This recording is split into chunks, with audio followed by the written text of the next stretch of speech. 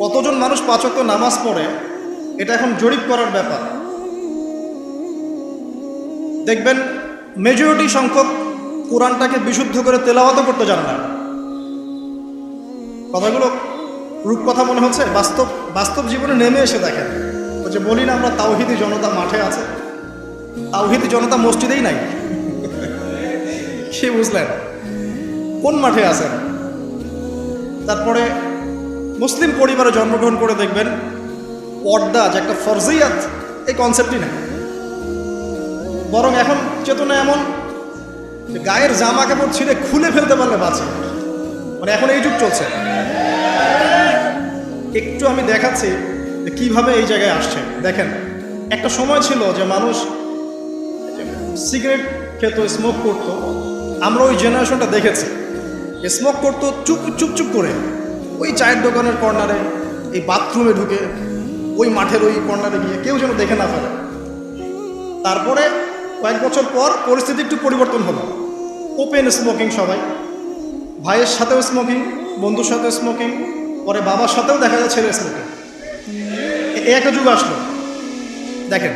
তারপরে আস্তে আস্তে নতুন নতুন মদ আসতে লাগলো, গাঁজা, হেরোইন, প্যাথেডিন, হুইস্কি ইত্যাদি ইত্যাদি, পেন্সিডিল, ইয়াবা। এখন ইয়াবার যুগ, আরও আপগ্রেডেড কোনো মদ আসছে। এখন সিগারেট টিকেট কোনো বিষয় নেই, কিন্তু ফ্যাশন। যদি কেউ ইয়াবা খায় তাহলে বলা হচ্ছে হ্যাঁ এ মাদক সেবী। আর বাই দ্য ওয়ে, আমাদের দেশে কিন্তু নিবন্ধিত 190টা বারও আছে, হ্যাঁ, এবং দেশি 204টা ব্র্যান্ড চলছে, আর বিদেশে 38টা ব্র্যান্ড চলছে। পারমিট পেয়েছে 85,070 জন। এবং এই মাদক সংশ্লিষ্ট এনজিও আছে প্রায় 76। 21 বছর হলে যদি কেউ পারমিটধারী হয় সে মদ খেতে পারে, সমস্যা নেই, এটা নাগরিক অধিকার আপনার। আবার আশ্চর্যের ব্যাপার এটাও যে এগুলো খুলে উন্মুক্ত করার পরেও আবার মাদক নিরাময় কেন্দ্রও আছে 7টা। মানে ওভাবে খাবেন, এডিক্টেড হয়ে যখন জীবনটা নষ্ট হবে, এই 7টা নিরাময় কেন্দ্রে এসে আপনি চিকিৎসা নেবেন। এগুলো ডিপার্টমেন্ট আছে, সদর দপ্তর আছে, সব গোয়েন্দা সংস্থাও আছে। এবং মাদকদ্রব্য নিয়ন্ত্রণ অধিদপ্তরও আছে। তো এটা একটা সার্কাস, মানে এই ওয়ার্ল্ডটা হচ্ছে একটা সার্কাসের যুগ। এই বিশ্বে যা হচ্ছে না, খালি চোখ দিয়ে যা দেখছেন, এর বেশিরভাগই সার্কাস। যেটা বলছিলাম, এখন ইয়াবার যুগ চলছে না। একটা সময় ছিল যখন ছেলে মেয়ে যদি অ্যাফেয়ার করতো লুকিয়ে লুকিয়ে, চিঠি দিয়ে, কেউ যেন না জানে, তাই না? ঠিক, তার মানে এগুলো পার করে আসছে তারা। লুকিয়ে লুকিয়ে ছিল, কেউ যেন দেখে না ফেলে। কফি শপে বসলেও খুব সাবধানে, রিক্সায় বসলে কেউ যেন না দেখে। তারপর একটা যুগ আসলো যে জানলে কোনো সমস্যা নেই, বাসায় ওপেন, আমার গার্লফ্রেন্ড, ও আমার গার্লফ্রেন্ড, ও আমার বয়ফ্রেন্ড, আমরা বিয়ে করব, আমরা প্রতিশ্রুতি দিয়েছি একে অপরকে, নো প্রবলেম। তারপর একটা যুগ আসলো যে যেহেতু প্রেম করছি, বিয়েই তো করতে যাচ্ছি, তো সেক্স করলে সমস্যা কোথায়? তখন আবার সেক্সুয়াল অ্যাক্টিভিটি শুরু হলো। মেয়েরা যদি বাইরে বের হতো, তাহলে যদি কোনো মেয়ের শর্ট কামিজ থাকতো বা আটো-শাটো পোশাক থাকতো, সে গিল্টি ফিল করতো যে সবাই আমার দিকে তাকাচ্ছে, কেমন লাগছে। আর বেশিরভাগ মানুষ এমনটা করতো না, ওই কয়েকজন করতো।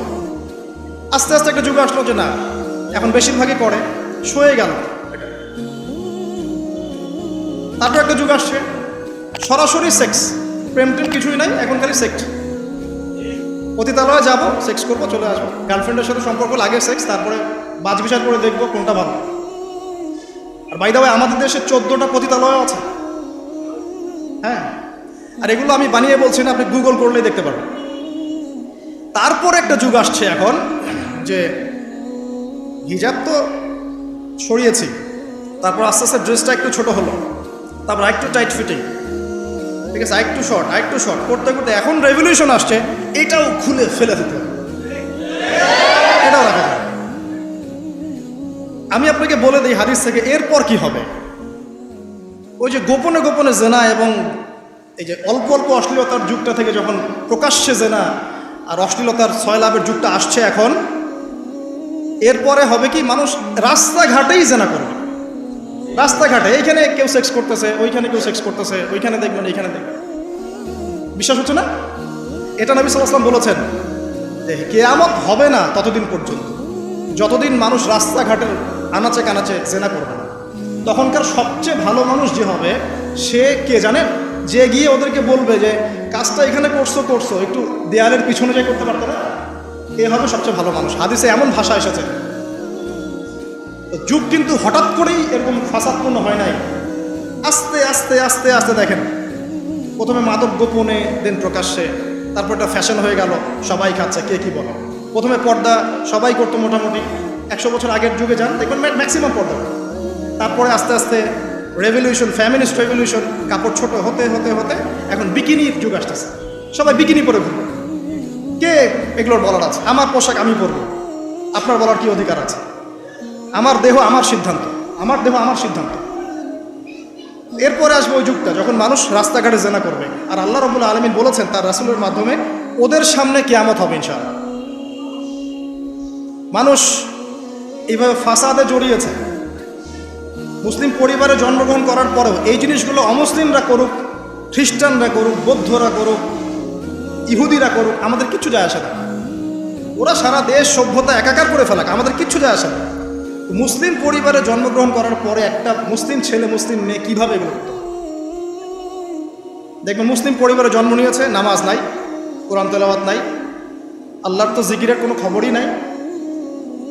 তারপরে দিব্যি সুদ খাচ্ছে, ঘুষ খাচ্ছে, এটা ফ্যাশন। দুর্নীতি এটা কমন, সবাই করে, আমি একটু করলে সমস্যা কোথায়? সবার ভিতরে একটা মানে আত্মিক দুর্নীতি, মানে আমাদের আত্মাটাই দুর্নীতিগ্রস্ত হয়ে গেছে। যখন একটা মানুষের আত্মা দুর্নীতিগ্রস্ত হয়ে যাবে তখন তার কাজগুলোও হবে এরকম।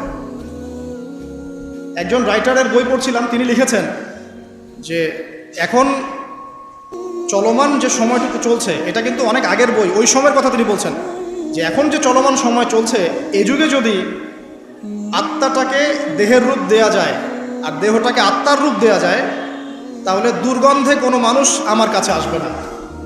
আমি বুঝাতে পারিনি মনে হয়। আমাদের সুন্দর দেহটাকে যদি আত্মা বানিয়ে দেওয়া হয় আর আমাদের কুৎসিত আত্মাটাকে যদি দেহ বানিয়ে দেওয়া হয়, এত বিভৎস দেখাবে, সামনে কেউ যাবে না। তো যেটা বলছিলাম, ধর্ম মুসলিমদের মধ্যেই ফাসাদ চলছে, ইকোনমিক সেক্টরে ফাসাদ, রিবা, দুর্নীতি, সুদ, ঘুষ, কমন, এগুলো সবাই করছে। মুহাম্মদ সাল্লাল্লাহু আলাইহি ওয়াসাল্লামের উম্মত কিন্তু আমরা কিন্তু আল্লাহর সেই বান্দা যাদের পিতাকে আল্লাহ পাক ফেরেশতাদের সামনে সেজদা করিয়েছেন জ্ঞানের কারণে। সমাজের ক্ষেত্রে যান, দেখবেন সমাজের কাঠামোগুলো ভেঙে পড়ছে। প্রতিবেশী কে থাকে সেটাও মানুষ এখন জানে না, যে আমার পাশের পাশে আছেটা কে। একজন আরেকজনের উপকার করা, কাউকে ছাড় দেয়া দিন দিন কমে যাচ্ছে। দেখবেন কারো উপকার করা এটাকে মানুষ বিরক্তি মনে করছে। রাস্তাঘাটে চলবেন, কেউ ছাড় দিতে রাজি নয়, যে আপনার আগে যেতে পারবে সে সব ভাবখানা, কেউ ছাড় দিতে রাজি নয়। রাস্তার নিচু থেকে উঁচু শ্রেণী পর্যন্ত কেউ অন্যের স্বার্থে নিজের স্বার্থ বিসর্জন দিব, ছাড় দিব, এটা চিন্তা করা যাচ্ছে না। সমাজের কাঠামো কিন্তু ভেঙে গেছে। রাস্তাঘাটে দেখবেন বেপরদামি, প্রিমিক্সিং, জেনা, অশ্লীল মুভিজ। সমাজের কাঠামো বলে কিছু নাই এখন, যা আছে একটা খোলস, ভিতর থেকে এটা পুরো পচে গেছে। কিন্তু পচলো কার কারণে? আমার কারণেই তো, আমার আপনার কারণেই পচেছে। তো কীভাবে হচ্ছে আমি সেদিকে যাচ্ছি। পলিটিক্সে যান, গ্লোবাল অ্যাফেয়ার্সে যান, ফাসাদ আর ফাসাদ।